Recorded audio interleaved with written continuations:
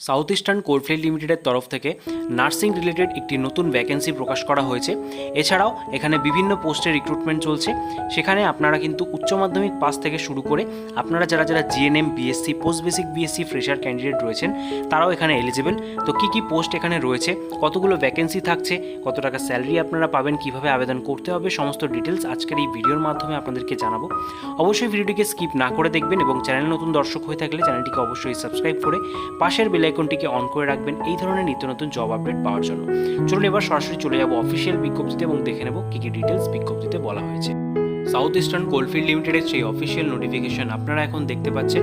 বিজ্ঞপ্তিটি 10ই June official ওয়েবসাইটে প্রকাশ করা হয়েছে এবং বাঁদিকে যা রেফারেন্স নম্বরটাও আপনারা দেখতে পাচ্ছেন। এখানে কী পোস্টের জন্য ভ্যাকেন্সি চলছে তার সমস্ত ডিটেলসটা এবার আমরা দেখে নেব। প্রথম পোস্ট, সবথেকে বেশি ভ্যাকেন্সি যেই পোস্টের জন্য বেরিয়ে এসছে সেটা হচ্ছে স্টাফ নার্স গ্রুপ সি।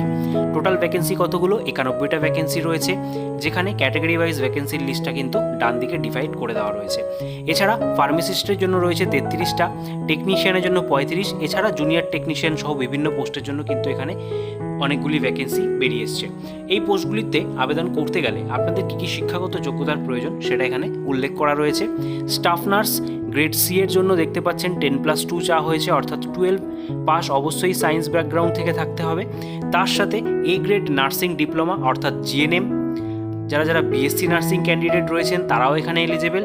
এছাড়া পোস্ট বেসিক বিএসসি নার্সিংরাও কিন্তু আপনারা এখানে এলিজেবল এবং ফ্রেশার ক্যান্ডিডেটরাও আপনারা এখানে আবেদন করতে পারছেন। যে কোনো স্টেট নার্সিং কাউন্সিল অথবা আইএনসি থেকে আপনারা কমপ্লিট করে থাকলে অবশ্যই আবেদন করতে পারবেন। তবে অবশ্যই আপনাদের কিন্তু রেজিস্ট্রেশন থাকাটা বাধ্যতামূলক। অনেকেই কোয়ারি করেন রেজিস্ট্রেশন নেই আপনারা কি আবেদন করতে পারবো, এখানে কিন্তু সে কথাটা বলেই দিয়েছে যে সার্টিফিকেট থাকতেই হবে।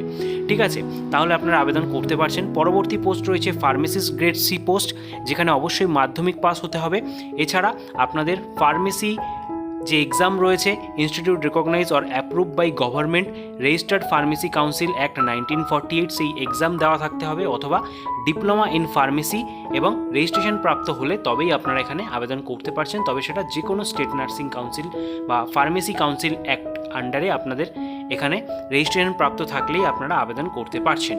পরবর্তীতে টেকনিশিয়ানের জন্য যেখানে 35টা ভ্যাকেন্সি রয়েছে, এখানে বলা হচ্ছে diploma in laboratory technology from institute recognise by the government, অর্থাৎ আপনাদের যে কোনো গভর্নমেন্ট ইনস্টিটিউশন থেকে ডিপ্লোমা ল্যাবরেটরি টেকনোলজি কমপ্লিট করা থাকলেই আপনারা কিন্তু এই টেকনিশিয়ান প্যাথোলজিক্যাল গ্রুপ সি পোস্টের জন্য আবেদন করতে পারছেন।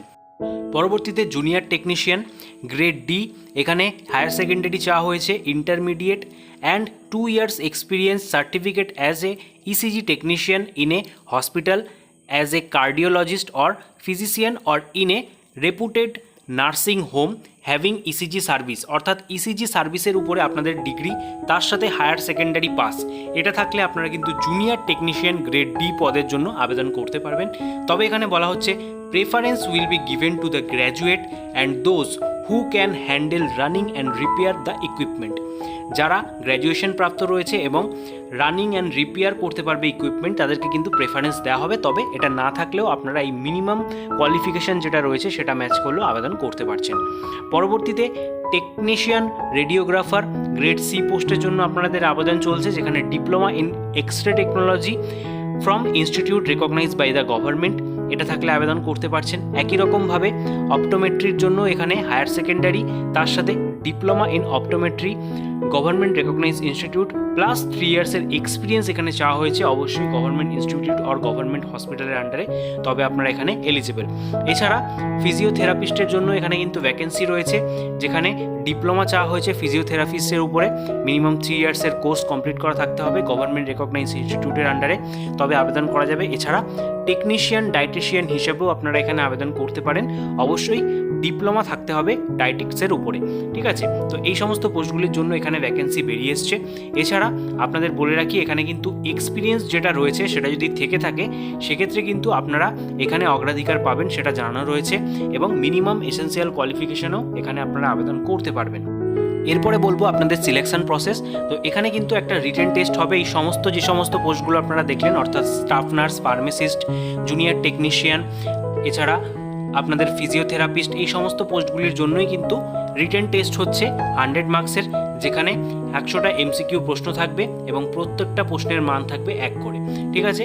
এবং এই রিটেন টেস্টের যে কোয়ালিফাইং মার্কস এবং এই রিটেন টেস্টের জন্য যে কোয়ালিফাইং মার্কস সেটাও এখানে উল্লেখ করা রয়েছে। জেনারেল ক্যাটাগরির জন্য 40 এবং এসটি/এসসি অর্থাৎ রিজার্ভ ক্যাটাগরি হয়ে থাকলে 35% মার্কস পেলে আপনারা কোয়ালিফাই করে যাবেন, ঠিক আছে। এবং বলে রাখি এখানে কিন্তু কোনো রকম নেগেটিভ মার্কিং নেই, প্রত্যেকটা প্রশ্নের অ্যান্সার আপনারা করে আসতে পারবেন।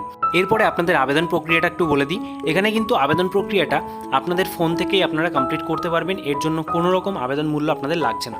অনস্ক্রিন এই ফরম্যাটটা আপনারা দেখতে পাচ্ছেন, এই ফরম্যাটটাকে কিন্তু আপনাদের ডাউনলোড করে নিতে হবে, যার লিঙ্ক আমাদের টেলিগ্রাম গ্রুপে দেওয়া রয়েছে। এখানে ফরম্যাটটা আপনাদের ফিল আপ করে ফেলতে হবে এবং এটা ফিল আপ করার পর এর সাথে আপনাদের যা যা ডকুমেন্টস রয়েছে, সাপোর্টিং ডকুমেন্টস, সেগুলোকে অ্যাটাচ করতে হবে। তো ডকুমেন্টসের লিস্ট আমি বলে দিচ্ছি।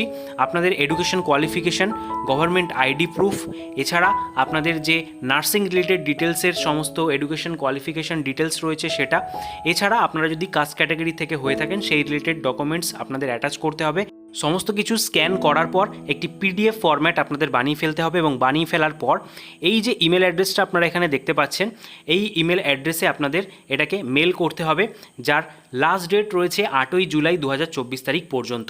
এছাড়া যদি আপনারা চান হার্ড কপিগুলো সমস্তটাই আপনারা অফলাইনের মাধ্যমে পাঠাবেন, কোনোভাবে যদি এই 8 তারিখের মধ্যে পাঠাতে না পারেন সেক্ষেত্রে আপনাদের পাঠানোর যে লাস্ট ডেট সেটা রয়েছে 15/7/2024 অর্থাৎ 15ই জুলাই পর্যন্ত এখানে কিন্তু লাস্ট ডেট রয়েছে, যদি আপনারা চান যেখানে অফলাইনের মাধ্যমে আবেদন করবেন।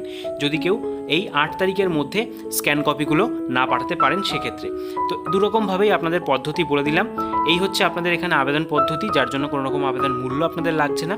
আপনারা যারা যারা চাইছেন এবং এলিজিবল প্রার্থী রয়েছেন অতি শীঘ্রই এখানে আবেদন করে ফেলতে পারেন।